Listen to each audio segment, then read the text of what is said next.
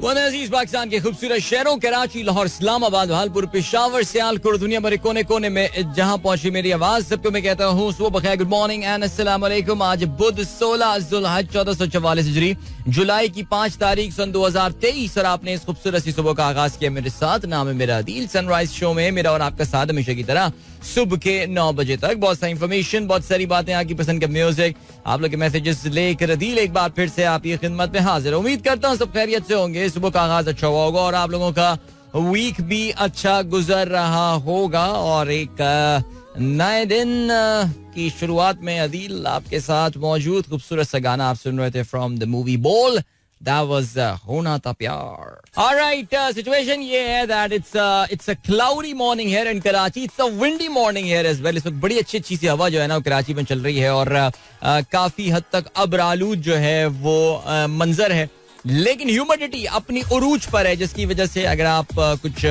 Physical activity outdoor कर रहे हैं तो फिर आपको इसका एहसास हो रहा होगा। लेकिन भाई मुझे जो इस वक्त इत्तलात आई हैं आज अलसुबह लाहौर से, वो यही है कि बहुत ही कोई वहशी किस्म की, भयंकर किस्म का मौसम लाहौर में हो रहा है और काफी जबरदस्त वहां पे जो है वो बारिश चल रही है और शदीद हवाओं के साथ जो है वो बारिश चल रही है। और सुबह तकरीबन 4 बजे मैं I was checking out the history and I realize कि जी 4 बजे से जो है वो लाहौर में ये मैसेजेस आने शुरू हो गए थे कि जबरदस्त बारिश चल रही है। हमारे कुछ दोस्तों ने वीडियो भी भेजी है, मैं देख रहा हूँ शाहीन ताहिर ने वीडियो भेजी हुई है, इसके अलावा एहसन यूनुस साहब ने जो है वीडियो भेजी हुई है, जिससे देख के अंदाजा वाकई यही हो रहा है कि किस लेवल की गरज चमक के साथ आज लाहौर ने जो है वो अपने इस दिन का आगाज किया है जबरदस्त बारिश के साथ। आई एम प्रीटी श्योर, मैं सुबह इत्तेफाक से वेदर रडार जो है वो हस्बे आदत देख रहा था कि कहीं कोई कराची के करीब कोई वेदर सेल जो है वो जन्म ले रहा हो या कुछ हो रहा हो, कोई थंडर सेल जन्म ले रहा हो और कुछ बारिश यहाँ पर भी हो जाए। तो मेरी नजर जो है वो ज़ाहिर है इस वक्त पाकिस्तान के ऊपर एक ही थंडर सेल था जो कि एक्चुअली लाहौर की तरफ था और लाहौर के ऊपर था और अभी भी जो है ये थंडर सेल जो है मुझे यहाँ पे नजर आ रहा है। लेकिन जो चीज है वो ये कि ये अब फिलहाल आगे बढ़ता हुआ जा रहा है, जिससे लग ये रहा है कि थोड़ी देर बाद आपको जो है वो बारिश से रिलीफ मिलेगा। बिकॉज जो पिछले दिनों बारिश हुई थी लाहौर में, उसमें अनयूजुअल जो चीज देखने में आई थी वो ये आई थी कि पानी काफी जमा हो गया था लाहौर में। So I hope the drainage is doing fine and it's doing well today. और जाहिर अभी आप सड़कों पे निकलेंगे तो फिर आपको इस चीज का अंदाजा होगा। 7:25 हो चुके हैं। आज मैंने प्रोग्राम का आगाज जैसे कि मैं हस्बे मामूल जनरली कर रहा होता हूँ उसके मुकाबले में लेट किया है, जिसके लिए माजरत हुआ हूँ। और प्लान जो है वो पूरा था ठीक, लेकिन आखिर में कुछ देरी जो है वो हो गई। अभी मैं बिल्कुल मैंने अपनी टाइमलाइन #sunrise with अदील, जी हाँ वो मेरा शॉर्ट मैसेज कोड है। शॉर्ट मैसेज कोड मैं पता नहीं क्यों आजकल ये बोलना शुरू कर दिया है मैंने, पता नहीं कोई मेरे दिमाग का ऐसा लगता है कि कोई ऐसी कोई वेन जो है या कोई नर्व, ऐसा नॉट वेन, नर्व, दिमाग की कोई ऐसी नर्व जो है ना वो टच हो गई है, जिससे मैं ये शॉर्ट मैसेज कोड कहना शुरू कर दिया। अब कि मैं हमेशा हैशटैग शो का बोलता हूँ, क्योंकि शॉर्ट मैसेज कोड तो हम कोई सदियों पहले जो है वो किया करते थे। अक्सर ऐसा होता है ना, लोग कहते हैं कि जी किसी के दिमाग की सर्जरी हो रही थी और कोई एक दिमाग का एक सर्टन हिस्सा प्रेस किया तो फिर वो जो पेशेंट था उसने नर्सरी राइम्स गाना शुरू कर दी थी। वल्लाह आलम, दिमाग एक बड़ी कॉम्प्लिकेटेड और बड़ी मिस्टीरियस सी चीज है, वहां पे कुछ भी हो सकता है। सो बहरहाल हमारा जो हैशटैग सनराइज विद अदील है उस पर आप मैसेज कर रहे हैं। मैंने अभी ये मैसेज का पेज अपने जो है वो खोला है और शहजाद जोया साहब का ट्वीट बिल्कुल ऊपर मुझे नजर आ रहा है और सियालकोट से आप मैसेज करते हैं, कहते हैं सुबह बखैर, rainy morning and going to work. वाह जबरदस्त जी, बारिश हो रही है इस वक्त सियालकोट में भी और मैं इस वक्त स्क्रॉल डाउन कर रहा हूँ और देख रहा हूँ कि आज का पहला मैसेज जो है वो हमारे पास किन की तरफ से आया है। एंड ये आया है मुबश्शिर नसीर साहब की तरफ से। कहते हैं can you help me understand how will it help to stop such things in future. Quran पाक की बेहरमती के खिलाफ वजीर आजम का जुमातुल मुबारक को मुल्कगीर एहतजाज का फैसला। हमें इस पे काफी दफा बात हो रही है और मैं भी जरा मेरी जबान अपनी मेरी लड़खड़ा इसीलिए रही है बिकॉज अल्फाज का चुनाव में बहुत एहतियात करने की जरूरत है। एहतजाज करना, प्रोटेस्ट करना जाहिर है एक नेचुरल एक रिस्पॉन्स है इंसान का, उसका एक तरीका कार हो सकता है। लेकिन मुझे जाती तौर से लगता है कि ब्लास्फेमी के जितने भी इशूज हैं, चाहे वो हुज़ूर अकरम सल्लल्लाहु अलैहि वसल्लम की शान में गुस्ताखी का मामला हो या फिर ये कुरान की जो डेसिक्रेशन और उसकी बेहुरमती का जो मामला हुआ है, मुझे ऐसा लगता है कि हमारा जो टोटल अप्रोच है टूवर्ड्स दिस इशू उसको एक हमें रीलुक करने की जरूरत है कि क्या हमारे इन प्रोटेस्ट से, हमारे इन एहतजाज से क्या इससे कोई फर्क पड़ रहा है. आपने बशीर साहब बिल्कुल दुरुस्त सवाल पूछा है इस चीज़ के हवाले से. और ज़ाहिर है यहाँ पे हुकूमत आप देखिए इतने दिनों बाद, बिकॉज शायद यहाँ पे भी सियासत इस मामले पर जो है वो शुरू हो गई है. बिकॉज हमें पता है कि 2 दिन पहले इमरान खान ने जो है वो ये ऐलान किया कि जी फ्राइडे को इस पे प्रोटेस्ट करें, लोग अपने घरों से निकलें, ये सब करें. दूसरी जानिब फिर नून लीग की जानिब से भी जो है वो इस पे अब हुकूमत की जानिब से, नॉट नून लीग, PDM की जानिब से भी एक अनाउंसमेंट जो है वो आ गई है कि जी जुमातुल मुबारक को जो है वो मुल्क गिर एहतजाज इस हवाले से जो है वो किया जाएगा. सो कहने का मतलब ये कि I think this approach, this entire approach needs to be looked into differently. हमारे जो उलमा हैं उनको इस हवाले से ज़रा इस पूरे मामले को रीलुक करना पड़ेगा. और इसकी जो एक बहुत बड़ी वजह है वो ये है that the perception that some elements in the western world, मगरबी दुनिया में, मगरबी दुनिया की क्या बात करें हम, अगर मशरकी दुनिया में भी बात करें, भारत में जैसे कि हम देख रहे हैं कि जो हिंदू राइट विंग तंजीमें हैं उनका इस्लाम के हवाले से, आप अगर इंडियंस के साथ आपका इंटरेक्शन ट्विटर पे होता है तो वो 3, 4, 5 चीज़ों पे ही आपके साथ बदतमीजी करते हैं और इंतहाई लग़्व और गंदी बातें करते हैं. यानी आप भी हैरान रह जाते हैं कि यार ये क्या हर वक्त यही करते रहते हैं. कुछ सर्टन ट्रोल अकाउंट्स होते हैं जो कि सिर्फ आके आपके पैगंबर की ज़िंदगी के बारे में, देखें पैगंबर की ज़िंदगी की बात होती है, हुज़ूर सल्लल्लाहु अलैहि वसल्लम की लाइफ के कुछ पर्सनल इशूज़ हैं जिनको टारगेट किया जाता है, कुरान पाक की सर्टन आयात को आउट ऑफ द कॉन्टेक्स्ट ला के कोट किया जाता है, वो 72 हूरों वाला मामला जो है वो ला के हमेशा ये 5-6 इशूज़ हैं जिन पे आप ला के जो है ना वो पूरे मैटर को जो है ना वो बिल्कुल समो सकते हैं. सो क्यों ना हम ये लोग जो कि जो चार्ली एब्डो जैसे जब वाकया हुआ था तो मुझे याद है कि कराची में पाकिस्तान की एक बहुत बड़ी तंजीम है जो कि कुरान की तदरीस और उसके हवाले से, उसके बड़े पॉलिटिकल मोटिव भी हैं. हमारी बेगम साहिबा ने वहाँ पे एक तकरीब के दौरान जो है वो यही सवाल पूछा था कि आपकी तंजीम ने क्या उन लोगों को अप्रोच किया जो कि माशाल्लाह ग्लोबल आपकी प्रेजेंस है, क्या आपने उन लोगों को अप्रोच किया कि आइए बैठते हैं, आइए कुरान को समझने की कोशिश करते हैं, आइए आपके जो कुरान के हवाले से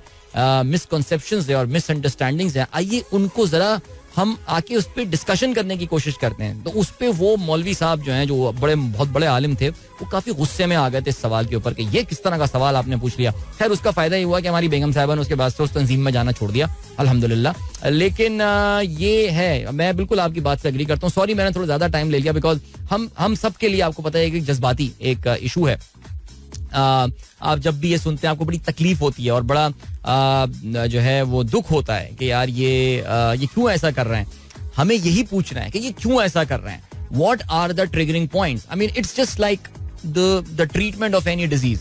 हम यही करते हैं ना कि जी हम ट्रीटमेंट यही कर रहे होते हैं कि यार जो सिम्टम्स है उन्हें सही कर दो और सिम्टम ठीक हो गया, बंदा फिट हो गया. अब बीमारी तो अंदर अपनी जगह है, वो जो आप कॉजेस को जाके पकड़े ना, उसको पिन पॉइंट करना है कॉजेस की हुई क्यों थी ये सिलसिला. तो एक बार सिम्टम्स ठीक हो जाए फिर उसके बाद जरा कॉजेस पे आगे बात करते हैं. सो चलें जी, ओके, एक छोटा सा ब्रेक है, जस्ट 30 सेकंड ब्रेक. तो बस मैं गया और वापस आया, फिर उसके बाद बाकी आप लोगों के जो मैसेजेस हैं वो हम प्रोग्राम में शामिल करते हैं. Don't go anywhere and keep listening. देखिए जी वापस आ गया मैं, इतनी सी बात थी. I am back now. आगे बढ़ते हैं जल्दी से जी. बिलाल अहमद साहब कहते हैं वर्ल्ड कप में वेस्ट इंडीज और जिम्बाब्वे और आयरलैंड की टीमें शामिल नहीं होंगी. वर्ल्ड कप क्वालिफायर में कम से कम 4 टीमों को क्वालिफाई करना चाहिए था. यार देखो आपको इसके पीछे रीजन पता है ना बिलाल. इसके पीछे रीजन ये है कि एक सिंगल लीग की बुनियाद पर ये वर्ल्ड कप खेला जा रहा है. यार मैं देखो ये जो छोटी अब देखो खैर हम इनको छोटी टीमें तो नहीं कह सकते, लेकिन हाँ हम कम टीमों के हवाले से अगर हम बात करें तो यार जो सिंगल लीग वाला वर्ल्ड कप बड़ा फिट वर्ल्ड कप होता है. लाइक पिछला वर्ल्ड कप जैसे 2019 वाला हुआ था, हर टीम एक दूसरे के खिलाफ एक दफा खेलती है. 1992 उससे पहले आपको पता है कि आखिरी वर्ल्ड कप हुआ था जो कि सिंगल लीग की बुनियाद पर हुआ था.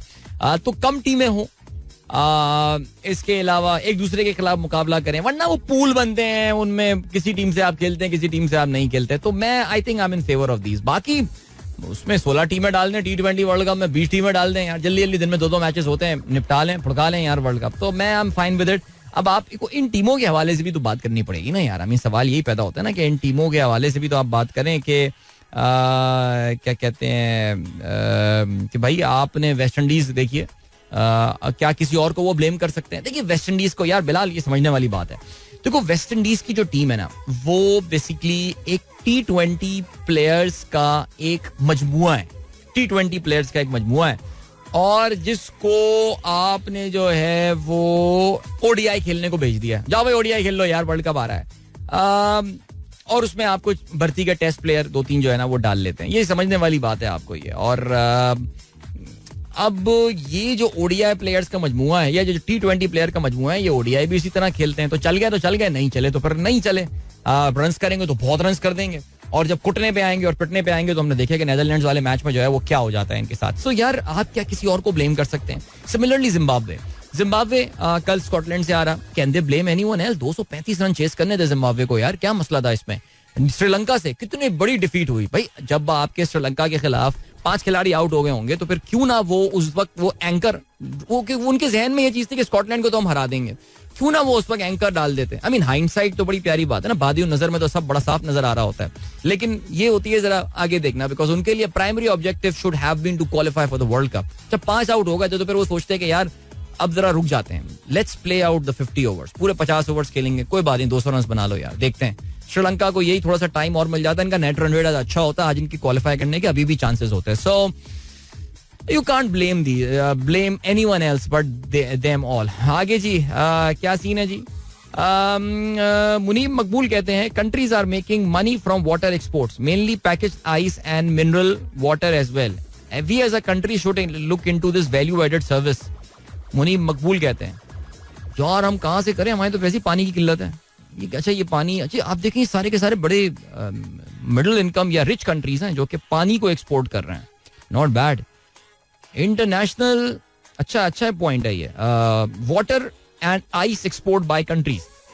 International sale for water and ice export from all countries total 1.23 billion. The overall value of exported water and ice rose by an average of 9%. Very nice. China is the biggest exporter of water. ये bottle water जाहिर है China तकरीबन कोई $660 million की 53% export दुनिया में China करता है. आपको पता है ना कि चाइना का जो रिचेस्ट आदमी है, the richest man in China actually is in the water business. आपको पता है पैकेज वाटर बिजनेस. सोचें यार क्या गेम ऑन है. आगे बढ़ते हैं भाई, क्या सीन है जी? एमर का मैसेज आया, कहते हैं अफसोस कि हमें लिबरल और मुल्हिद भी 2 नंबर मिले. वैसे वाकई सीरियसली यार पाकिस्तानी लिबरल जिस लेवल के वाकई 2 नंबर ही मिले ना हमें यार, इसमें तो कोई शक नहीं. उम्मे अहमद वालेकुम सलाम. कभी कुछ और भी लिख के भेज दिया करें उम्मे अहमद. रोजाना सुबह एक ही ट्वीट आपका होता है, पूछना अदिल भाई कैसे हैं आप, अदिल भाई घर में बच्चे ठीक हैं, अदिल भाई तबियत सेट है, आज सुबह रनिंग पर गए थे अदिल भाई, कराची का मौसम कैसा है. आप हमेशा अस्सलाम वालेकुम लिख देती हैं. ठीक है जी चलें. ओके. एफके न्याजी कहते हैं अदिल भाई वर्ल्ड कप सेमीफाइनल में कौन सी टीमें आएंगी? मेरे ख्याल से England, Australia, Pakistan, south Africa, India और न्यूजीलैंड. अच्छा नहीं ओके ये तो 6 टीमें हो गई. एक सेकंड आपने कहीं पे फुल स्टॉप लगाना था. चलो पहली 4 टीमें गिन लेता हूं मैं. Australia, England, Pakistan, south Africa, India और न्यूजीलैंड बाहर हो जाएंगी और हम इंडिया को हरा देंगे इंशाल्लाह. अच्छा देखो हम इंडिया को हरा देंगे इंशाल्लाह वर्ल्ड कप से कुछ महीने पहले, बल्कि मैच की सुबह तक हमारा यही ख्याल होता है, हम तो हर दफा ये ख्याल होता है, यानी कि हम जवान से बूढ़े हो गए अब, और बल्कि बचपने से टीनेजर्स से जो है वो अब हम अधेड़ उम्री में दाखिल हो रहे हैं इसी सोच के साथ. मैच की सुबह तक हम मैच जीत रहे होते हैं आमतौर से. यानी 1999 वर्ल्ड कप यार खुदा की कसम क्या टीम थी पाकिस्तान की, और क्या क्या थक्कड़ किस्म की टीम इंडिया की थी यार. हम उस टीम को नहीं हरा पाए थे यार, खुदा की कसम आज तक मुझे समझ में नहीं आया यार 99 वर्ल्ड कप में यार कैसे, क्या बोलूं यार. क्या ओल्ड ट्रैफर्ड में हुआ था मैच? कहाँ हुआ था मेरे ख्याल से यार, वो पता नहीं यार. एनीवे वो हम उनको नहीं हरा पाए यार, तो अब हम क्या इस बारे में सोचेंगे. बाकी यार ये आपने जो टीमें बताई हैं, देखो यार पाकिस्तान, साउथ अफ्रीका, देखो न्यूजीलैंड का मुझे लग रहा है न्यूजीलैंड शायद स्ट्रगल करेगा इंडियन कंडीशन में, मुझे नहीं लग रहा कि वो इतना खास खेल पाएंगे.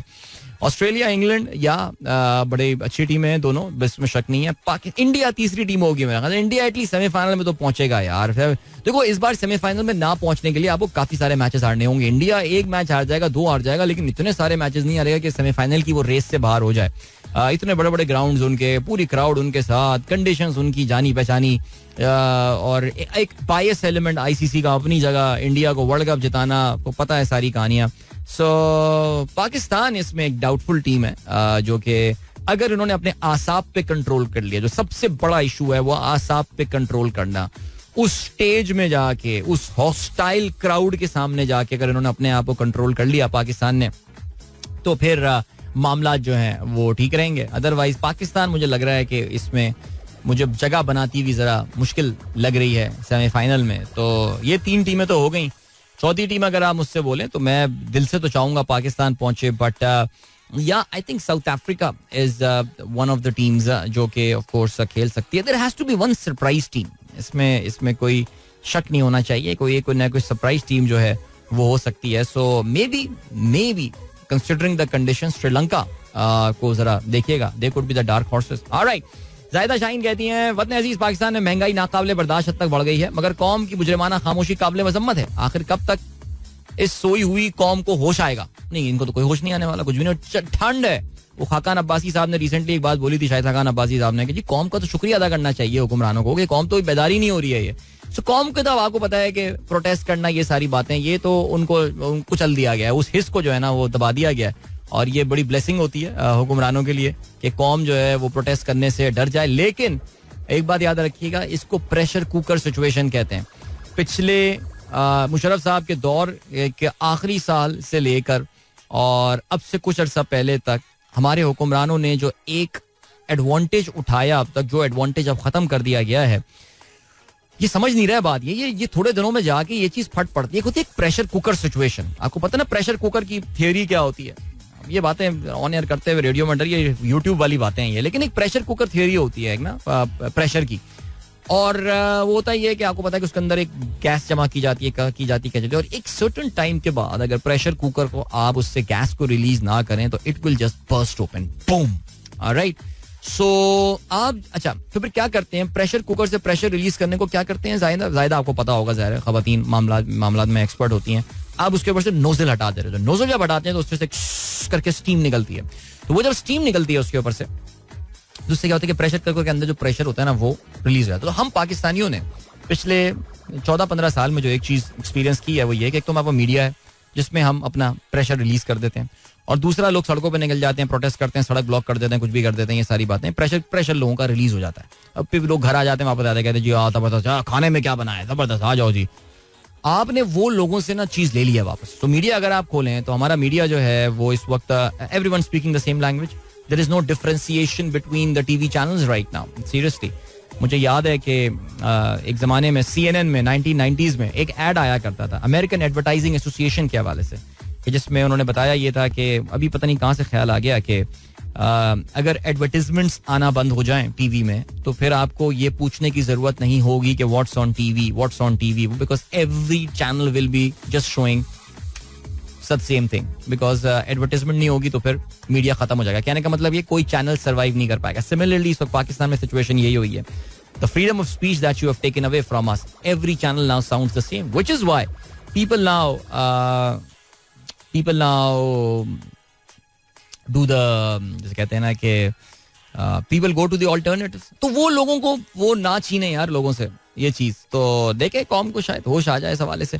अताउर रहमान साहब कहते हैं again hot and humid morning with light breeze. Yesterday was very hot day. In July it's unusual. Wishing everyone a blessed day. जी बिल्कुल, कल बहुत गर्म दिन था और ये जो गर्मी की शिद्दत है ये अभी कुछ दिनों जो है ये चलने वाली है. और इंशाल्लाह होपफुली कराची में सैटरडे से कुछ बारिश की उम्मीदें हैं. देखते हैं जी, अल्लाह करे कुछ हो जाए सिलसिला, बिकॉज उसके बाद फिर मौसम थोड़ा सा कराची में मॉडरेट हो सकता है. बाकी शहरों में तो चला जी माशाल्लाह बारिशें का आगाज हो गया. मोहित पीरजादा साहब कहते हैं one day after Imran Khan had announced Friday. अच्छा, ये अताउर रहमान साहब ने ट्वीट शेयर किया मोहित पीरजादा का. Quran burning in Sweden. Shahbaz Sharif has followed him in announcing protest, turning it into an official protest. It's obvious that PDM regime didn't want Imran Khan to show public support. Yeah, absolutely. आप ये देखिए जी, सबको हम तो समझ नहीं रहे हैं क्या यार. आगे बढ़ते. जिशान बेग साहब, भाई ये ट्वीट जिशान बेग साहब का आया, इंपॉर्टेंट ट्वीट है, जरा इसको हम देखते हैं जी. कहते हैं the first suspected case of brain eating amoeba Naegleria has been reported in Lahore, setting alarm bells ringing for all. Third case in Pakistan. Public should use chlorinated water for domestic use to avoid risk of contracting life threatening disease. अच्छा, कराची में ये काफी regularly हम brain eating amoeba और इस नेग्लेरिया के हवाले से जो है ना वो बात करते रहते हैं. लाहौर में इस बार जो है ना वो पहला केस जो है वो इस हवाले से सामने आया है.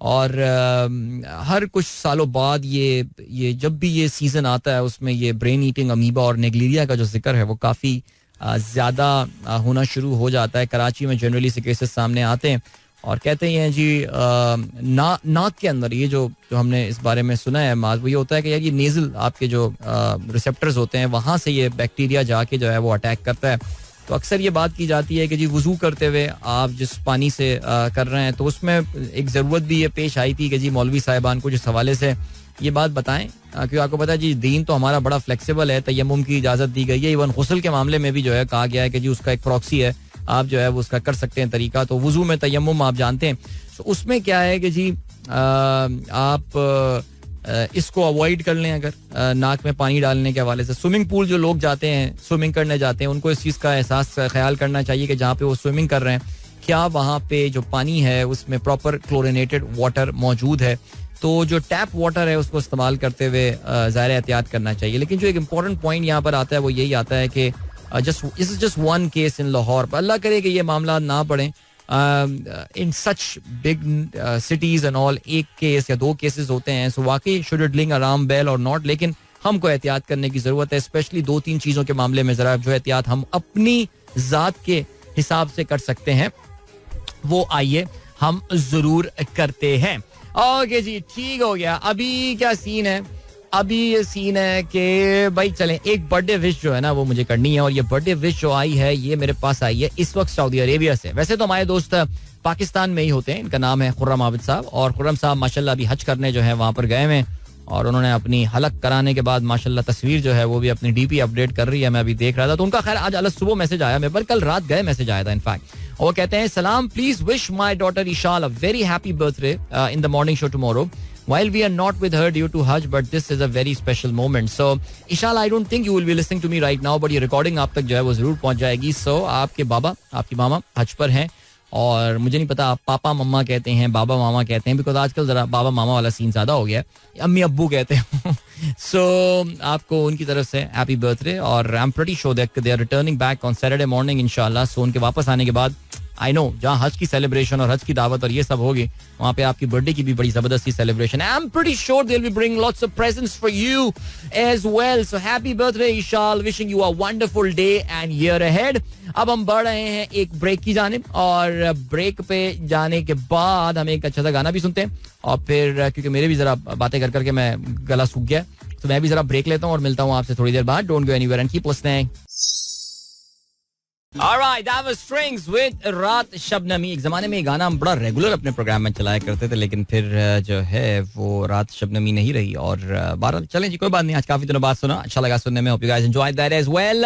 प्रोग्राम में if you wish to participate, you can tweet me with the hashtag sunrise with adil. 7:50 हो चुके हैं, और भाई अमेरिका से लाइव वीडियोस हमारे पास जो है वो आनी शुरू हो गई हैं. इस वक्त सीन क्या चल रहा है? सीन ये चल रहा है कि 4th of July fireworks America के मुख्तलिफ इलाकों में और शहरों में, बल्कि मैंने कल भी ये बताया था आपको कि अमेरिका में जो उनकी सेलिब्रेशन की एक मैनिफेस्टेशन होती है 4 जुलाई, जो कि अमेरिका का यौम आज़ादी है, उसमें generally what they do is fireworks. उनका एक तरीका होता है, परेड्स होती हैं, 4th of July की परेड होती है, डिफरेंट कॉम्पिटिशंस होते हैं, और डिफरेंट कंपटीशन जो है वो अजीब गरीब किस्म के भी जो है ना इनके कंपटीशन हो रहे होते हैं. मसलन ये कि आज सुबह जो है वो मैं जैसे कहते हैं, मैं BBC में सुबह सुन रहा था कि एक न्यूयॉर्क में एक जगह है जिसको कोनी आइलैंड कहा जाता है, और वहाँ पर एक ये कोनी आइलैंड जो है ये ब्रुकलिन के साउथ में जो है ये जगह पड़ती है. और वहाँ पे हुआ ये कि उधर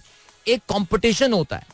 it is called 4th of July को ये कंपटीशन होता है. एक हॉट डॉग बनाने वाली कंपनी है जिसका नाम नेथन्स हॉट डॉग है, और ये एक कॉन्टेस्ट रन करते हैं जिसको हॉट डॉग ईटिंग कंपटीशन जो है वो किया जाता है. यानी it's called Nathan's famous hot dog eating contest. और मैं ये देख रहा था कि उसकी आज सुबह मैं रिपोर्ट पढ़ रहा था. मैं जब घर वापस आया, I was running at that time when I was listening to that report, मुझे इतनी तजस्सुस हुई कि मैं फिर घर गया तो I search for Nathan's hot dog Coney Island, CONEY by the way. आप भी सर्च करना चाहें तो आप जो है वो उसको सर्च कर सकते हैं. सो कोनी आइलैंड में ये कंपटीशन हुआ, और इसमें जो बंदा मुकाबला जीता है, रेनिंग चैंपियन, उसका नाम है जोई चेस्टनट. अच्छा जी, ये जोई चेस्टनट जो है इस बंदे का नाम है, और ये मुकाबला जो है जीता है. और उसने क्या किया है कि उसने 10 मिनट के अंदर जो है वो 62 हॉट डॉग्स जो हैं वो खाएं. 62 हॉट डॉग, 62. हॉट डॉग्स जो है वो खाएं. 2021 ये बंदा पता नहीं कितना 16वां, पिछले 17 साल में 16 दफा ये टाइटल जीतने में कामयाब हुआ है. 2021 में इस बंदे ने 10 मिनट में 76 हॉट डॉग जो हैं वो खाए थे. सो बिग बिग डिफरेंस यहाँ पे. एक जिसे कहते हैं कि खवातीन का भी होता है मुकाबला. मिकी सूडो नामी एक खातून है जिन्होंने 36.5 हॉट डॉग्स जो हैं वो खाए. अब मेरे ज़हन में यही सवाल आया कि यार ये जो बंदा है जिसका नाम जोई चेस्टनट है, how does he manage that? Like eating, just imagine like you've got 10 minutes and you are eating 62 hot dogs in that. So कहते ही हैं कि वो जिस तरह एक ओलंपियन या एक स्पोर्ट्समैन तैयारी करता है किसी स्पोर्टिंग इवेंट की, ये बंदा इस स्पोर्टिंग इवेंट की बाकायदा तैयारी शुरू करता है. What he does is that 3 months back, यानी 4 जुलाई से अगर आप 3 महीने पहले चले जाएं, यानी 4 अप्रैल से वो शदीद किस्म की डाइट पे चला जाता है. And what he does is that he starts losing weight. वो तकरीबन 30 पाउंड्स अपना वेट जो है वो लूज करता है, जोई चेस्टनट.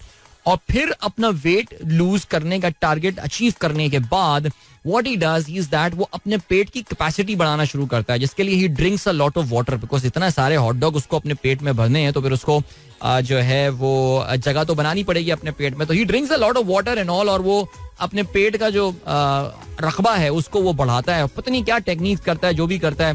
और फिर उसके बाद जो है वो उसके पास इतनी जगह आ जाती है. And then he has got a certain eating technique. और हाँ, एक और भी चीज है, he does the exercise for his jaw, यानी अपना जो उसका जबड़ा है. बिकॉज यार अक्सर ऐसा होता है ना कि कभी आप कभी बारबेक्यू में जाएं और कोई अनाड़ी बारबेक्यू वाला हो और वो जो है बीफ का गोश्त, बैल का गोश्त थोड़ा सा मतलब बैल का गोश्त और सख्त होता है और वो उस बारबेक्यू का जो है ना कबाड़ा कर देता है, तो ठीक से बना ही नहीं पाता, गोश्त गला नहीं होता, तो आपके जबड़ों में दर्द शुरू हो जाता है. राइट, चच्चू कर करके अबे यार दर्द हो रहा है जबड़ों में. ठीक है, तो वो जबड़ों की भी एक्सरसाइज करता है. यानी सारे इतने सारे हॉट डॉग खाने के लिए आपको मेरे ख्याल से हम अगर होंगे तो 4-5वें के बाद जबड़े में दर्द शुरू हो जाएगा. यार इतनी एक्सरसाइज कर ली, तो वो जबड़ों की भी एक्सरसाइज करता है. एंड माउथ एक्सरसाइज, वो पता नहीं क्या क्या बंदा तैयारी करके जाता है. सो हर एक का अपना तरीका है सेलिब्रेट करने का. तो मेमूना हमारी लिसनर जो है वो मैरीलैंड में होती हैं, जो कि बिल्कुल पड़ोस में है वाशिंगटन डीसी के. और वाशिंगटन डीसी मैंने आपको बताया था बड़ा कमाल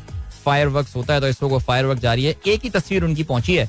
वो कहती हैं भाई मैंने I shared picture and video of fireworks on the group but load नहीं हो रही. लो यार, अमेरिका में ना इंटरनेट का मसला हो रहा है. खैर एनीवे, बट चलें जब वीडियो आ जाएंगी हमारे व्हाट्सएप इस्लामाबाद वाले व्हाट्सएप ग्रुप में तो फिर हम जो है वो उनको शेयर कर लेंगे ऑफ कोर्स. ठीक हो गया जी. शाहीन ने वीडियो भेजी है, टू मच रेन. ओ हो भाई, काफी पानी. यानी उन्होंने जो लाहौर का कब्जा कॉलोनी है उसके भी एक पार्क में जो है वो वाटर लॉगिंग हुई हुई है, इतना पानी जमा हो गया है. लेकिन मुझे लग रहा है कि जैसे कि मैंने प्रोडिक्ट किया था, मुझे लग रहा है बारिश जो है ना वो अब रुक गई है फिलहाल. चलें जी, ठीक हो गया. और क्या सीन है आज के अखबार में शामिल आम खबरों पर जो है वो नजर डालते हैं. कुरान पाक की बेहुरमती के खिलाफ जुमे को मुल्क गिर एहतजाज. पूरी कौम एक जबान होकर शैतानी ज़हनों को पैगाम देगी, तमाम जमातें शिरकत करें, शहबाज शरीफ का ये कहना है. कल पार्लियामेंट का मुश्तरका इजलास भी बुलाने का फैसला. यौम तक़द्दुस कुरान मनाया जाएगा. पार्लियामेंट में स्वीडन का वाक़या पर कौमी लाहेअमल बनाया और मुश्तरका करारदाद मंजूर की जाएगी. पाकिस्तानी दरख्वास्त पर इंसानी हुकूक काउंसिल का हंगामी इजलास भी तलब कर लिया गया है. दहशतगर्दी को सिफारती पॉइंट स्कोरिंग के लिए इस्तेमाल ना किया जाए. ठीक हो गया, चलें जी आगे बढ़ते हैं. अच्छा उन्होंने एक इजलास में जो है ना वो शिरकत की है. SCO का इजलास हुआ जिससे ऑनलाइन जो है वो वजीर आजम ने खिताब किया. कहते हैं दहशतगर्दी को सिफारती पॉइंट स्कोरिंग के लिए इस्तेमाल ना किया जाए, इसकी तमाम शक्लों इकसाम की मजम्मत की जानी चाहिए. CPAC गेम चेंजर होगा. वजीर आजम का SCO इजलास से खिताब. चलें जी आगे बढ़ते हैं. और क्या सीन है. गिलगित बल्तिस्तान PTI की जो आखिरी मानदा हुकूमत थी, एब्सोल्यूट मेजॉरिटी वहां पे PTI को हासिल है, लेकिन गेम शुरू हो गई है वहां से भी PTI को फारिग करने के लिए. वजीर आला गिलगित बल्तिस्तान खालिद खुर्शीद जाली डिग्री केस में नाअहल. काबीना उनकी तहलील कर दी गई है. खालिद खुर्शीद का कागजात के साथ जमा करदा कानून की डिग्री असली साबित करने में नाकाम रहे. चीफ जस्टिस गिलगित बल्तिस्तान का मुत्तफिका फैसला, नाअहली का नोटिफिकेशन जारी कर दिया गया. अदालत के बाहर पीपल्स पार्टी तहरीक इंसाफ के कारकुनों की नारेबाजी. शहबाज शरीफ ने मेरिट ने फैसला मेरिट पर करार दे दिया. कमेटी कायम. PTI पार्लिमानी पार्टी का इजलास जो है वो तलब कर लिया गया है. और अभी मैं जब आया था तो हमारा जो इंजीनियर बाबू अभी ड्यूटी दे रहे हैं वो भी गिलगित बल्तिस्तान से ताल्लुक है इनका, और वो भी एक बड़े जैसे कहते हैं कि इस वक्त बेबसी का जो है वो इजहार कर रहे थे. लेकिन खैर चलें, अल्लाह ताला आसानियां पैदा करेंगे. अच्छा जी, इसाक डार साहब कहते हैं नवाज शरीफ 14 अगस्त को आ सकते हैं. वजारत उस्मा के उम्मीदवार होंगे. मुद्दत पूरी होने पर हुकूमत छोड़ देंगे. $15 अरब के जखायर छोड़कर जाएंगे.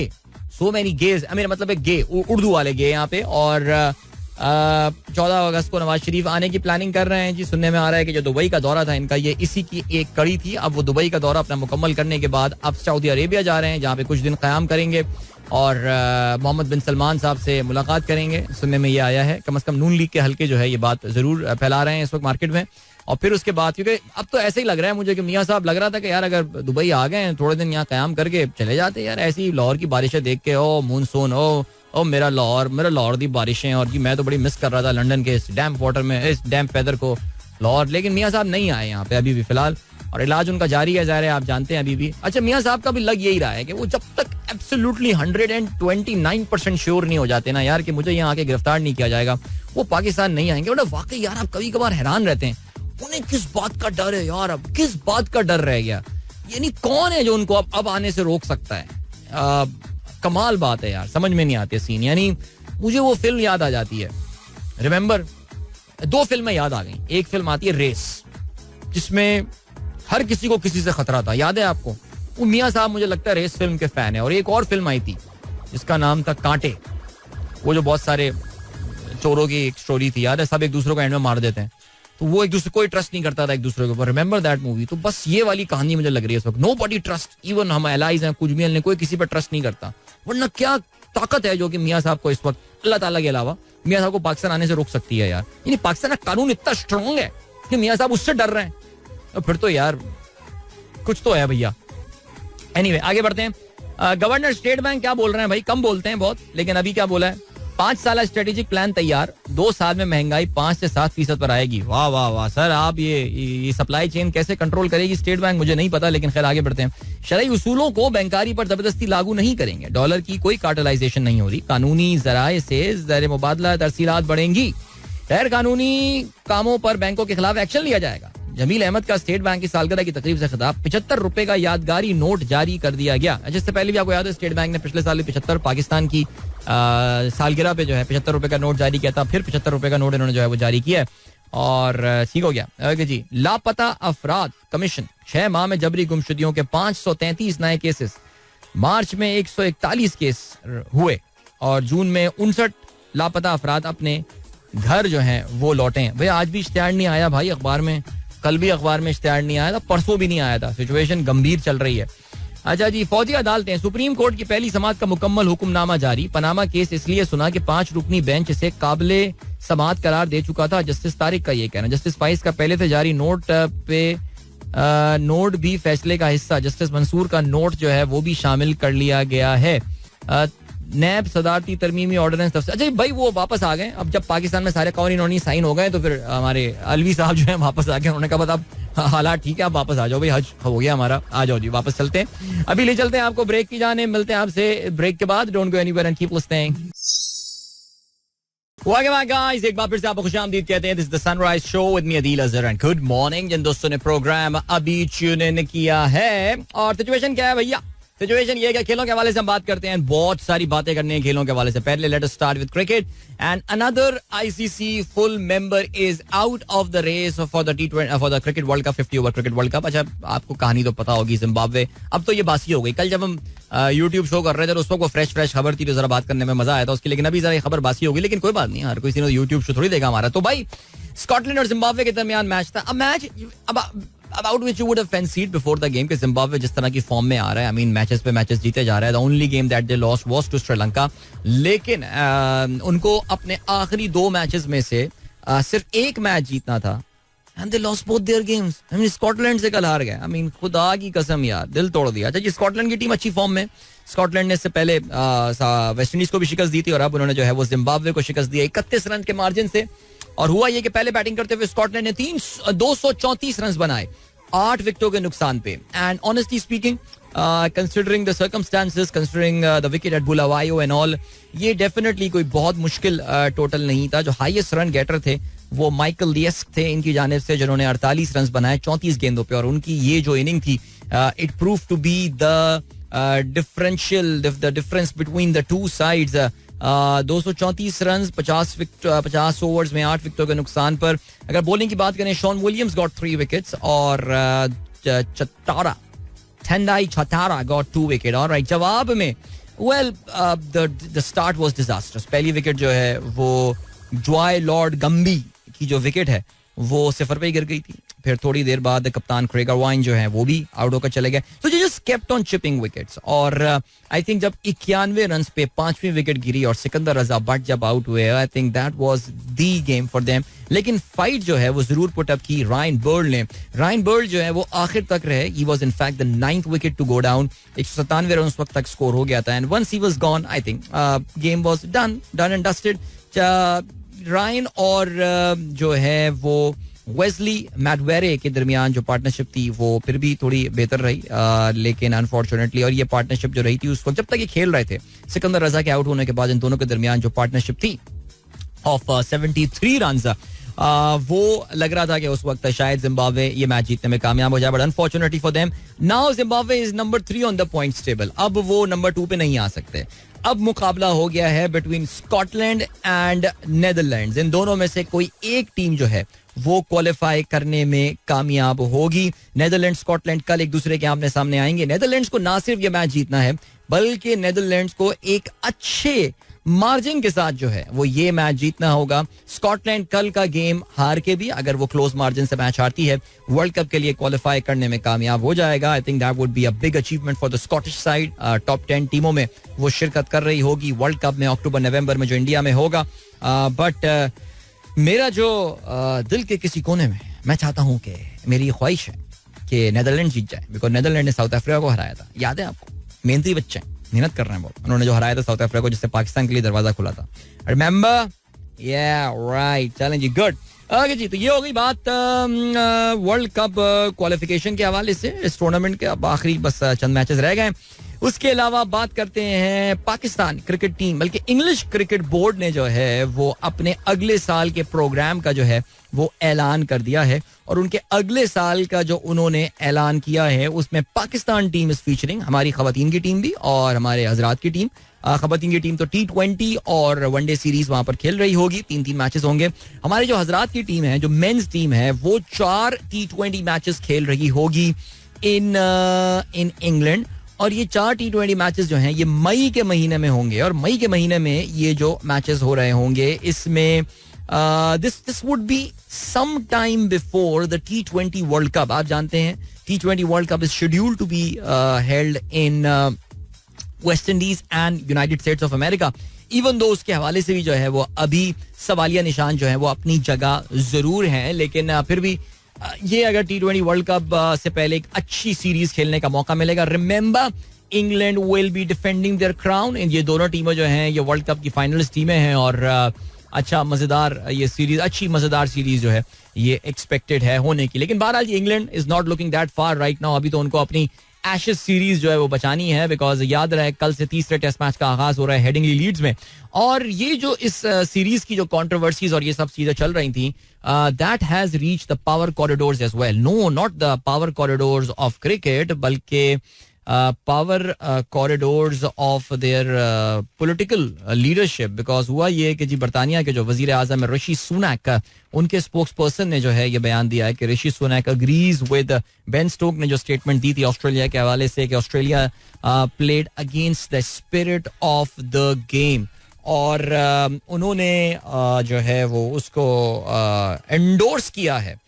उन्होंने उसको एंडोर्स किया है और एंडोर्स करके उन्होंने जो है वो ये बोला है कि जो बात इन्होंने बोली है वो बिल्कुल दुरुस्त बोला है. ठीक है जी, एक तो ये हो गया सिलसिला. उस पे अब ऑस्ट्रेलियन प्राइम मिनिस्टर जो है वो एंथनी अल्बनीज. अब इनके नाम की बड़ी कंफ्यूजन है. आपको पता है ना, ऑस्ट्रेलियंस में भी इनके नाम की बड़ी कंफ्यूजन है. इनके बारे में कहा जाता है he was the first Australian prime minister, not the president, prime minister of the non English surname. Albanese भी थे, ऑल्बनीजी भी, और ये इटालियन ओरिजिन के ये आदमी है. और तो हाँ, let's call him Albanese right now. कोई मुझे करेक्ट करना चाहे तो ऑस्ट्रेलियन बंदा या ऑस्ट्रेलिया में कोई मुकीम भाई आई एम श्योर सुन रहे होते हैं इस वक्त हमारे कुछ दोस्त, वो मुझे करेक्ट कर सकते हैं. सो ऑल्बनीज साहब ने जो है वो भी उन्होंने अपनी टीम को मुबारकबाद दी. उन्होंने अप्रिशिएट किया.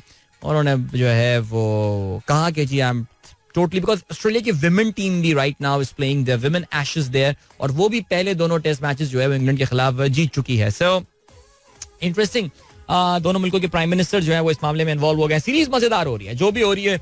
टेस्ट मैचेस मजेदार हो रहे हैं. टेस्ट क्रिकेट देखने में जो है ना वो भरपूर मजा आ रहा है. Alright, Sri Lanka tour Pakistan team अगले चंद दिनों में रवाना हो रही है और कौमी टीम का ट्रेनिंग कैंप बॉलिंग कोच के बगैर जो है वो शुरू हो गया है. And do you know this camp is going on in Karachi right now. Pakistan cricket के तमाम सितारे जो हैं वो कराची में. कल पाकिस्तान क्रिकेट बोर्ड ने एक वीडियो भी पोस्ट की थी. शाहीन शाह अफरीदी जो है वो नेशनल स्टेडियम के बाहर जो हनीफ मोहम्मद क्रिकेट एकेडमी है वहां पे बॉलिंग प्रैक्टिस करते हुए नजर आ रहे थे. आप जानते हैं पाकिस्तान के जो बॉलिंग कोच अपना अपॉइंट किए गए थे मोनी मोकल, वो बेसिकली अभी तक गैर हाजिर हैं. पता नहीं, कहते हैं कि उनका वीजा वगैरह अरेंज हुआ. मुझे नहीं पता मॉर्निंग मॉर्गल आ भी रहे हैं या नहीं, बिकॉज अब तो ये पूरी गेम पूरी तब्दीली ना हो जाए after the departure of Najam Sethi. लेकिन खैर जी, शान मसूद और हसन अली आज कैंप ज्वाइन कर लेंगे. Off leg spinner Zahid Mahmood और ऑफ स्पिनर साजिद खान को स्क्वाड में ना होने के बावजूद तलब कर लिया गया है. रिजवान जो हैं वो भी कल पहला सेशन अटेंड नहीं कर सके अपनी जाती मसरूफियात की बिना पर. बहरहाल जी, हेड कोच ग्रांट ब्रैडबर्न की निगरानी जो है में ये कैंप जो है वो जारी है. और जबकि बैटिंग कोच, अच्छा चले खैर नहीं भाई, ये तो बातें ऐसी अखबारात आपको पता है ना, अपनी सतरें भरने के लिए बातें लिख देते हैं. आगे बढ़ते हैं जी. और क्या सीन है. आयरलैंड के कप्तान एंडी बॉलबर्नी ने क़यादत से अलहदगी का ऐलान कर दिया. ज़ाहिर जी, their team failed to qualify for the world cup of course. और पीसीबी का सेंट्रल कॉन्ट्रैक्ट याफ्ता खिलाड़ियों को 1 माह की तौसीह देने का फैसला किया है. मुद्दत 1 जुलाई के बजाय 1 अगस्त को जो है वो खत्म होगी और नई आने वाली पीसीबी की इंतजामिया सेंट्रल कॉन्ट्रैक्ट के लिए खिलाड़ियों का इंतखाब करेगी. चलें जी, इसमें काफी मेजर चेंजेस इस बार हो सकती हैं. कॉन्ट्रैक्ट में काफी सारे नए खिलाड़ी आएंगे और कुछ खिलाड़ियों को ऐसा लगता है कि पाकिस्तान क्रिकेट बोर्ड अब खुदा हाफिज कह देगा. ओके, और क्या सीन हो गया. इसके अलावा जो है वो फुटबॉल ट्रांसफर्स के हवाले से भी बात होती है. मेरे ख्याल से mount says Manchester United transfer is a right step for his career. अच्छा जी, मेसन माउंट चेल्सी के खिलाड़ी, आपको पता है काफी बड़ी तादाद में कुछ अपनी टीम को उन्होंने खुदाफिज कहा है, बिकॉज चेल्सी का आपको पता है सीजन भी खराब रहा. कुछ सऊदी अरब भी जा रहे हैं और दिग्गज जगहों पे. और उनके एक और खिलाड़ी मेसन माउंट जो है जो कि बड़े बचपन से, मैं कल इनके बारे में पढ़ रहा था, चेल्सी का हिस्सा है. He was white like 5-6 years old, वो चेल्सी की junior team and all. So he has said good bye to his childhood club and he has move to Manchester United. और कहते हैं जी ये बिल्कुल सही मूव है मेरे करियर की. खैर ये तो वक्त आने पे पता चलेगा बच्चू. 5 साल का कॉन्ट्रैक्ट, 55 million pounds इनका ये है with 5 million pounds in add ons. एक और जो अनाउंसमेंट आज एक्सपेक्टेड है, डेक्लन राइस बहुत महंगा जो है वो प्लेयर आर्सेनल जो है वो खरीदने वाला है. If I am not mistaken, I think it's going to be an English record EPL का for an English player. West Ham United के ये कप्तान हैं, had an extraordinary season.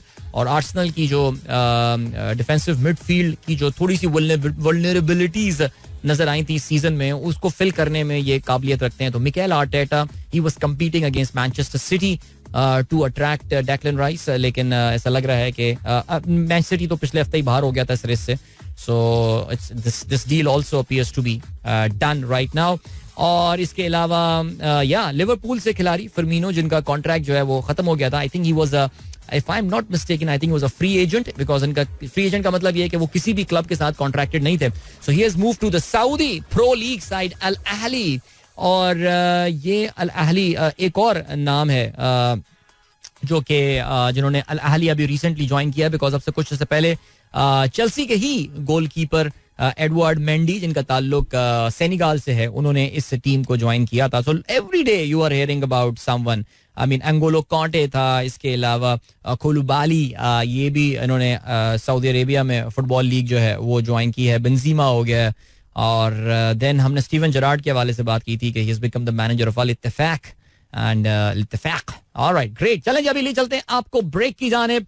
Break के बाद एक अच्छा सा गाना भी सुनेंगे हम और मिलते हैं आपसे थोड़ी देर में. So don't go anywhere and keep listening. All right, that was Zeb Bangish and Noori. Beautiful melodious song. Hope you guys enjoyed that. Perfectly fits the weather in Lahore today. All right, अभी भी बारिश चल रही है. तो मुझे ये बताया गया कि आप समझ रहे थे बारिश खत्म हो गई. नहीं, अभी भी बारिश चल रही है. चले जल्ला खैर करें. ये तो मेरे ख्याल से I think it's 4.5 hours of straight non stop rain there. Allah खैर करे, बेहतर करे सबके लिए और बाराने रहमत साबित हो. जब भी बारिश होती है हम दुआ यही करते हैं, अल्लाह ताला का भी ये दुआ जो है कबूल भी कर ले. अच्छा, काफी देर से आप लोग के मैसेजेस मैंने प्रोग्राम में शामिल नहीं किए, जल्दी से उनको मैं शामिल करता चलूं.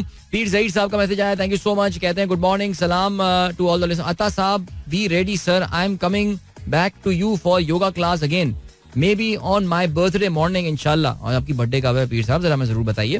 फहीम अली खान कहते हैं bro, is there any link between GDP and IMF loan? Does the size of GDP matter in getting a hefty IMF loan? नहीं, it's not about the size of the GDP. ज़ाहिर एक बात तो ऑब्वियस है, जो मुल्क जितना बड़ा होगा उसकी आईएमएफ की रिक्वायरमेंट भी उतनी ही बड़ी होगी. ज़ाहिर है बड़ी इकोनॉमी होगी तो उनकी आईएमएफ की रिक्वायरमेंट भी बड़ी होगी. लेकिन नहीं, इसका आपस में कोई लिंक डायरेक्ट तो नहीं है. I think this has got more to do with देखो जो है ना, आईएमएफ आपकी जो हेल्प करता है, ज़ाहिर है आपको भी पता है और बहुत अच्छी तरह पता होगा आपको, माशाल्लाह इतना आप और से सुनते हैं चीज़ें, वो आपकी it is about the quantum of your balance of payment issue. आपका बैलेंस ऑफ पेमेंट क्राइसिस कितना बड़ा है, irrespective of the size of your economy. But naturally कि जितनी बड़ी इकोनॉमी होगी उसकी ट्रेड का साइज ज्यादा होगा. पॉसिबिलिटी है कि उसकी जो है वो जितनी बड़ी इकोनॉमी होगी उसके रिसोर्सेज भी ज्यादा होंगे. That is why the reason you don't really listen to very huge economies going into IMF and all and stuff. I mean Ukraine का हमने सुना था रिसेंटली, ये था सिलसिला. बांग्लादेश बड़ी इकोनॉमी, मिड साइज इकोनॉमी जो कि आईएमएफ के पास गई थी रिसेंटली. सो या एनीवे चले जी, but there is no direct link, I don't think सो.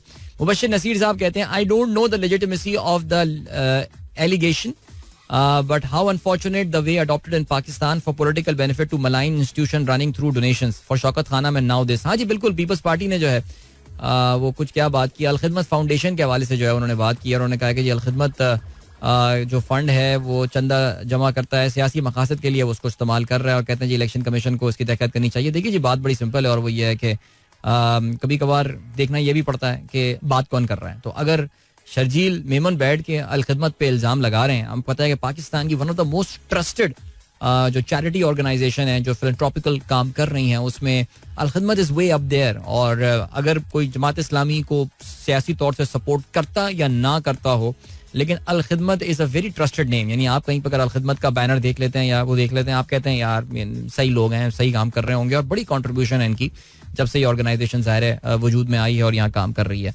तो अब जो ऑफ कोर्स बात है वो यही है कि अगर आप समझ रहे हैं कि हाफिज नईम के खिलाफ ये कैंपेन चला के उनको गैर मकबूल कर लेंगे और शर्जील मेमन की बातें लोग यकीन करेंगे, तो मेरे ख्याल से मैं क्या इस चीज़ के बारे में कह सकता हूँ. फरहान रजा कहते हैं माई गार्डन शरीफा अनार चीकू एंड लेमन कब्जा कॉलोनी की जमीन is very good for cultivation. अब कराची का आधा पानी वहां चला गया तो फिर क्या कल्टिवेशन नहीं होगी, क्या होगी? अबे हमारे पानी पे उगा हुआ है तुम्हारा ये शरीफा, याद रखना ये नहीं खाएंगे इसको हम. ओके, गुड मॉर्निंग भाई, it's a windy and beautiful morning here as well. Tahseen Amjad कहते हैं जातली गुजर खान में. हसान शेख कहते हैं when you are happy you enjoy the music but when you are sad you understand the lyrics. वाह क्या बात की है यार, खूबसूरत बात की है भाई ने, वाह. अताउर रहमान कहते हैं Windy app shows good rain in Lahore tomorrow as well. वो लाहौर में गेम ऑन हो गई है बारिशों की भाई, माशाल्लाह. Happy monsoon Pakistan. Alright, Umar Babar कहते हैं मगरिब का क्या रोना रोएं, यहाँ तो कुछ उलमा यानी मजहबी एक दूसरे की मस्जिद नहीं जाते, इनके इमाम के पीछे नमाज नहीं होती. हाँ यार ये चीज़ मुझे याद है, मेरा कज़न है अदनान, वो छोटा था तो वो वहाँ रहता था उधर शादमान टाउन की तरफ, वो एतकाफ में बैठ गया एक बार. अच्छा मैं उससे मिलने गया था, हमें तो पता भी नहीं था उस वक्त डिफरेंसेस क्या होते हैं कि यार ये देवबंदी बरेलवी वाली गेम क्या होती है. तो मैं बता नहीं रहा वो कहाँ बैठा था क्या हुआ, तो उसने मुझे बताया कि अबे यार अदील यहाँ तो बातें अजीब सी हो रही हैं. मैं यहाँ कल सुन रहा था, बयान हो रहा था, उन्होंने कहा यार आप फलाना मस्जिद ना जाएं, उसके इमाम के पीछे तो नमाज नहीं होगी, वो तो काफिर है. वो उन्होंने कह रहा है यार अबे मैं परेशान हूँ. और मैंने कहा यार छोड़, नहीं एतकाफ कंप्लीट कर यार, तुम्हारे और अल्लाह के दरमियान है, छोड़ो मौलवी साहब जो भी कह रहे हैं तो छोड़े रहने. एनीवे, अच्छा जी शैला अकील कहती हैं अरे वाह शैला मैं तो यही गाना चला है, अरे जबरदस्त क्या बात है भाई, उन्होंने इसी गाने की फरमाइश की थी. ओहो हो जबरदस्त. स्टिल रेनिंग इन लाहौर, आपने कहा लें जी गाना चल भी गया आपका, क्या बात है. एवरीथिंग इज पॉसिबल हेयर, क्या सीन है जी. मुबश्शिर नसीर साहब आज बहुत मैसेजेस कर रहे हैं सर, बस अब मैं आपका मैसेज जो है ना ये भी जरा रुक जाते हैं. और कहते हैं जी एक तरफ इमरान खान धक्के खा रहा है, जलील हो रहा है, अपना बोया काट रहा है, दूसरी तरफ मियां नवाज शरीफ को दुनिया में वजीर आजम वाला प्रोटोकॉल मिलना शुरू हो गया है. मियां नवाज शरीफ साहब को दुबई में सरकारी प्रोटोकॉल मिला, यूं ट्रीट किया गया जैसे वो वजीर आजम है. अब सऊदी अरब जा रहे हैं या उनकी सऊदी शहजादे के साथ अहम तरीन मुलाकात है. तो ठीक है भाई, ऐसे ही है हमारा सिलसिला पाकिस्तान का, तो this is the way it is. और मियां साहब खैर एनीवे अभी जाते हैं सऊदी अरब. देखिए एक एक्स प्राइम मिनिस्टर, अब वो ये प्रोटोकॉल मिलना, आप देखें ना जी, एक जाली तस्वीर रिलीज की गई कि मियां साहब की मुलाकात जो है मोहम्मद बिन राशिद अल मखदूम से हुई है. एक साबिक प्राइम मिनिस्टर जा रहे हैं तो उनका हो सकता है सर्टन एक प्रोटोकॉल की हो. अगर आपको याद हो, जब मियां साहब लास्ट टाइम भी सऊदी अरब रमजान में गए थे तो उस वक्त ये कहा गया था जो उनकी मुलाकात हुई है जो है वो MBS से, लेकिन उस मुलाकात की कोई दस्तावेजी एविडेंस जो है वो सामने नहीं आई. सिमिलरली अभी भी वो जाएंगे तो फिर देखते हैं अब क्या उनकी एक्चुअल मुलाकात होती है या नहीं होती है. बट यही है यार, उनको भी पता है किन लोगों को पाकिस्तान में आप कंट्रोल कर सकते हैं, कौन ज्यादा चूचा करता है. तो मुशर्रफ साहब भी 2006 में अमेरिका जाके बहुत चैंक रहे थे ना, सीधा कर दिया उनको. ठीक है जी, आगे बढ़ते हैं. महनाज नवीद कहती है गुड मॉर्निंग. महनाज, मुझे पता है आप ये ट्वीट क्यों कर रही हैं. How is your family? Did you go for your morning walk today? Yes, thank you so much. बहुत शुक्रिया. Everything is fine. Alhamdulillah. Zeeshan आप भी कहते हैं please wish my wife on our 16th anniversary. Well, hello, Mrs. Zishan Abdi. Happy 16th wedding anniversary to you and Mr. Zishan. Congratulations. खुश रहें. Alright, that was Sajad Ali with पानियों में. Nice, soothing, beautiful song. Well, इस वक्त पानी की situation Lahore में मुझे लग रहा है थोड़ी कंडीशन हो. अभी गेम इस वक्त कुछ ऑफ लग रही है बिकॉज काफी बारिश हो रही है और आई अज्यूम अभी तक बारिश चल रही है. एंड आई रियली होप कि पानियों में कश्तियां जो है वो इस वक्त नहीं चल रही हैं. एंड वासा का जो अमला जो है वो इस वक्त काफी हद तक तैयार होगा. चलें जी, बात करते हैं क्लाइमेट के हवाले से. वैसे यार एक बात तो मानने वाली है दैट यस, आई थिंक अभी पिछले चंद दिनों में पाकिस्तान के मुख्तलिफ इलाकों ने काफी शदीद गर्मी एक्सपीरियंस की है. जाहिर है जून का महीना है, जून में गर्मी नहीं होगी तो फिर क्या होगा. लेकिन फिर भी देखिए एक बात जो मानने की है वो ये मानने की है कि इस बार पाकिस्तान में जो गर्मियां हैं वो थोड़ी सी लेट आई और आई भी, और बीच में भी मई के महीने में भी आप जानते हैं हम काफी दफा हमने प्रोग्राम में इस हवाले से बात की. However that is not the case when we talk about the entire world. हम थोड़े से जरा मौसम में बचत हुई है हमारी, लेकिन दुनिया के बाज इलाके ऐसे हैं जहाँ पे इस वक्त शदीद गर्मी और काफी खौफनाक किस्म का जो है ना वो हीट स्पेल चल रहा है. चाइना के बहुत सारे इलाके जो कि हीट वेव से इस वक्त गुजर रहे हैं. सदर्न अमेरिकन टिप जो है वो और इसके अलावा एक दो और एरियाज हैं जहाँ पे काफी गर्मी है. मैं बता क्यों रहा हूँ ये बात, मैं बता इसलिए रहा हूँ बिकॉज पता ये चला है, बल्कि ये US रिसर्चर्स ने ये बात बताई है दैट 3 जुलाई मंडे 3 जुलाई उस वक्त दुनिया का जो एवरेज टेम्परेचर था it reached a new high 17 degree Celsius for the very first time. यानी 19वीं, बल्कि कहना चाहिए 20वीं नहीं 19 क्या बोलूं यार 19th सेंचुरी जैसे आप कहते हैं, हाँ 19th सेंचुरी के इख्तिताम पे से जब से आपके पास रिलायबल मौसम का रिकॉर्ड जो है वो दुनिया का है अवेलेबल, उसके बाद से अब तक it was the highest temperature recorded average for the world 17 degrees. आप कहेंगे यार 17 डिग्रीज तो बड़ा प्लेजेंट वेदर होता है, लेकिन प्लीज ये समझिए this is the average that includes the very very cold areas of the क्या कहते हैं poles, north pole and south pole, Antarctica and all. और दूसरा very very hot areas of Saharan desert and ये सारी बातें, थर डेजर्ट और हमारा जो एरियाज हैं ये सब, इसका एवरेज अगर आप करेंगे तो फिर 17 डिग्री सेल्सियस उनका ये कहना है कि इट्स एक्चुअली वेरी हाई. अब इसके पीछे वजूहात क्या हो सकती हैं? इसके पीछे वजूहात ज़ाहिर है कुछ नेचुरल वजूहात हैं और इसके पीछे कुछ वजूहात जो हैं मैन मेड वजूहात हैं. आपको ये भी पता है कि हमने जो बुरा हाल किया है मौसम का, वो जो ग्लोबल वार्मिंग चल रही है, एक तो ये वाला फैक्टर है अपनी जगह. दूसरा एक वेदर फिनोमेनन जिसका मैं अक्सर प्रोग्राम में जो है वो जिक्र करता रहता हूँ, जिसको कहा जाता है El Nino. El Nino weather phenomenon इस बार फुल एक्टिव हो गया है, लेकिन अब जो ख्याल आ रहा है और उम्मीद हो रही है वो ये कि एल नीनियो इतना ज्यादा एक्टिव या इतना ज्यादा हाई इंटेंसिटी वाला नहीं होगा. अच्छा, ये एल नीनियो जरा सा मैं आपको बताया तो मुख्तसरन, बहुत तफसील में नहीं जाऊंगा, लेकिन ये एक वेदर फिनोमेनन है जो कि सदर्न पैसिफिक ओशन जो है, सदर्न पैसिफिक ओशन से उसका जो टेम्परेचर पानी का होता है वो निस्बतन गर्म हो जाता है, और वो निस्बतन गर्म होने की वजह से जो है it really affects the weather pattern almost all around the world. और खास तौर से southern America, Asian Pacific, South Asia और ऑस्ट्रेलिया और न्यूजीलैंड इससे काफी मुतासिर होते हैं. ऑस्ट्रेलिया में कहा यह जा रहा है कि इस बार जो ऑस्ट्रेलियन विंटर है it's going to be a very dry winter, बहुत ज्यादा वहां पे बारिशें जो है वो इस बार नहीं होनी है. एक बहुत ड्राई स्पेल आना है फ्रॉम जुलाई, जो इस महीने से लेकर सितंबर तक. और ऑस्ट्रेलिया में जो वेदर की वेरिएशंस है काफी बढ़ गई हैं. अगर आपको याद हो 2-3 साल पहले वहां पे बड़ी खौफनाक किस्म की, कोविड से पहले फॉरेस्ट फायर्स हुई थी. Then last year there were Australian floods, बहुत बैड सीन हुआ था. और अब जो है वो यहाँ पे कहते हैं कि अब ड्राउट का सीजन जो है वो एक बार फिर से आ रहा है. तो एल नीनियो जो है उसकी ये वजह है जिसकी वजह से ये प्रॉब्लम चल रही है. बाकी हमने जो हरकतें की हैं वो हमने की हैं. एल नीनियो का उल्टा होता है La Nina. So when La Nina happens that resulted in a lot of rains in subcontinent. पिछले साल जो बारिशें वगैरह पाकिस्तान में बहुत ज्यादा हुई हैं. Karachi experienced a lot of rain last year. बल्कि मुझे अहमद ये बता रहा था, कल याद दिला रहा था कि 4 जुलाई को इनफैक्ट कराची में पहली बारिश जो है वो प्रॉपर हो गई थी. अभी हमें फिलहाल कहते हैं कि तकरीबन 3 दिन का और वेट करना है. कराची में सैटरडे इवनिंग से कुछ बारिश के चांसेस हैं. लेकिन पाकिस्तान में द मॉनसून हैज स्टार्टेड. लेकिन अगर आप दुनिया की बात करें तो ये एक नया रिकॉर्ड कायम हुआ. इससे पहले 16.92 वाज द प्रीवियस रिकॉर्ड, जो कि अगस्त 2016 में हुआ था. एंड और इंडिया में भी यही कहते हैं जी, ड्राउट का इम्पैक्ट जो है वो अपनी जगह मौजूद है. जून 2023 was UK's hottest on record. Average June temperatures in UK since 1884. एक चार्ट मेरे सामने है जिसमें 15.8 degree Celsius, considerably higher than the June of the previous years. और या क्या कर सकते हैं, है जब है. बट बहरहाल याद रखिएगा, तो yesterday was the highest recorded average temperature. In fact 3 जुलाई या परसों, हमारे तो परसों हो गया, highest recorded temperature average in the world 17 degree Celsius. Allah खैर करे. मिलते हैं इस ब्रेक के बाद. Don't go anywhere and keep listening. Welcome back. एक बार फिर से खुशामदीद. Good morning. इन दोस्तों ने प्रोग्राम अभी ट्यून इन किया है. एंड यार आई एम रियली सॉरी, आज जरा मैंने थोड़े से मैसेजेस जो है ना वो कम शामिल किए हैं, बिकॉज आज जरा मैसेजेस थोड़े ज्यादा आ गए थे, जबकि आज थोड़ा प्रोग्राम लेट स्टार्ट किया था. उसकी वजह से I am very sorry if I have missed out on some of the messages and all the wishes and all the stuff. लेकिन बहरहाल चलें जी.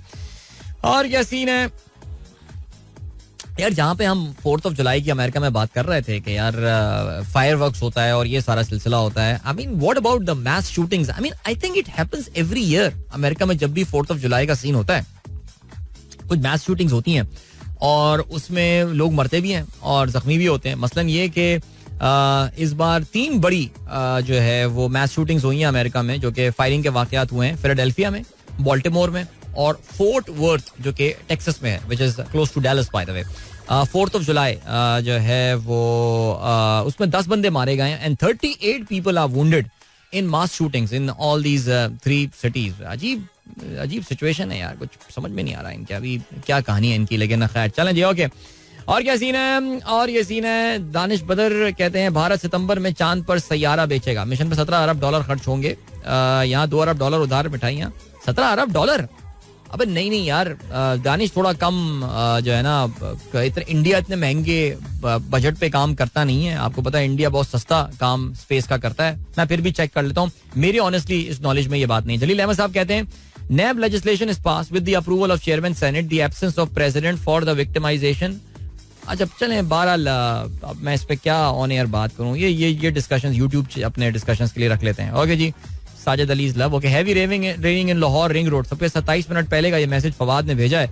और यार वाकई रिंग रोड पे इस वक्त काफी शदीद बारिश हो रही है और उस पर उफ यार मेरा खुदा, ये तो गेम काफी ऑन है. एनीवे अच्छा जी, इफ्तिखारुल हसन साहब ने अपनी ट्वीट टेंस लगा दी है. In the next 31 days there are lots of birthdays of popular people close to our heart. वाह, आपने पीर जहीर साहब का भी बताया, क्या बात है. जब हाँ मेरी बर्थडे भी आएगी. अरे मेरी साहबजादी की भी बर्थडे आनी है भाई, जबरदस्त, क्या बात है. ग्रेट.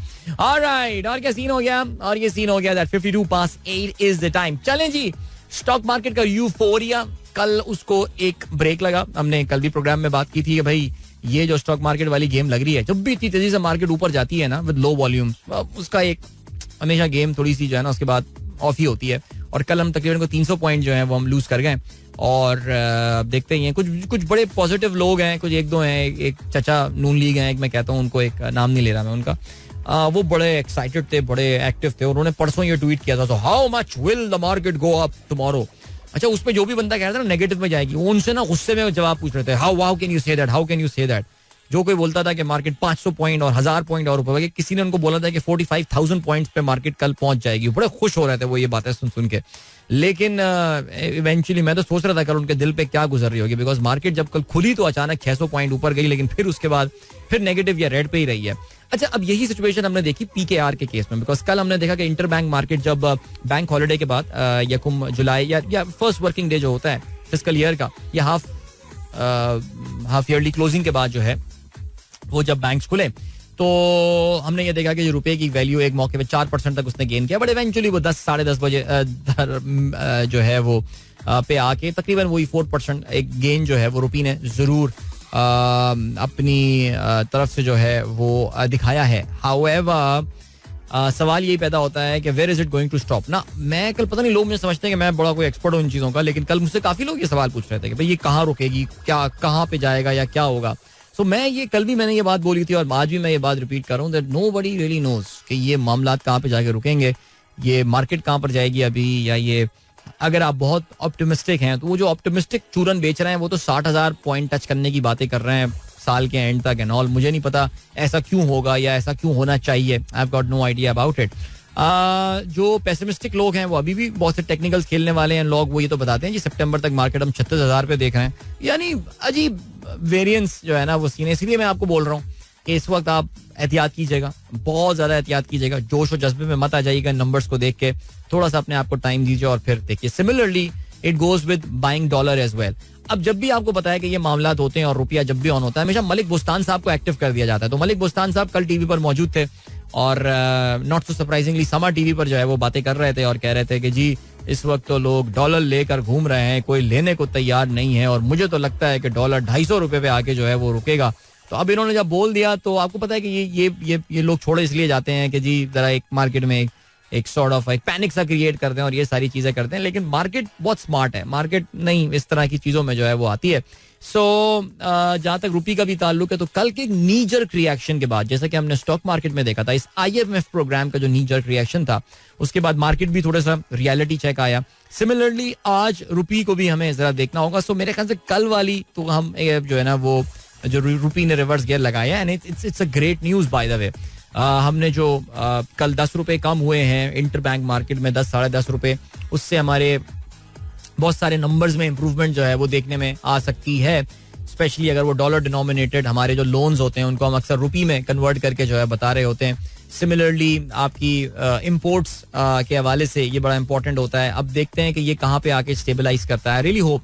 लेकिन फिर वही बात है जो मैं बार बार बात बोले जा रहा हूँ, जो भी आके इस वक्त बोल रहा है कि जी बड़ी कामयाबी हो गई और जी बड़ा जबरदस्त जी छा गए हैं और जी इकोनॉमी एक बार फिर से अच्छी मस्बत खबरें आनी शुरू हो गई हैं, सारी आनी शुरू हो गई हैं, ये जरा समझने वाली बात है कि यार ये आप कुछ भी इस हवाले से बोल दें. ये अभी फिलहाल let's just wait, relax and see what happens. ज्यादा एक्साइटेड होने की अभी फिलहाल जरूरत नहीं है. अभी बहुत सारे इम्तिहान जो है वो हमको तय करना है और मेरी इस वक्त टाइमलाइन जो है वो भी उसमें 2 इस तरह के ट्वीट्स आए हुए हैं जिसमें एक साबिक सेंट्रल बैंकर के बारे में कहा जा रहा है कि उनको पाकिस्तान के next care taker prime minister के लिए जो है वो सोचा जा रहा है. मेरे ख्याल से बिल्कुल एक गलत असर्शन है. ऐसा कोई प्लान मुझे तो नहीं लगता ऐसा होगा. वो जिस लेवल का बंदा है वो इस तरह की गंदी गेम में इन्वॉल्व ही नहीं होना उसको फिलहाल. लेकिन पाकिस्तान है, ये कुछ भी हो सकता है यहाँ पे. ठीक है जी, चलें गाइस, वक्त आ गया आप लोगों से इजाजत ली जाए.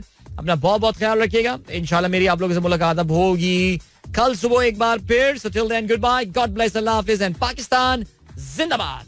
This is Mira FM 107.4.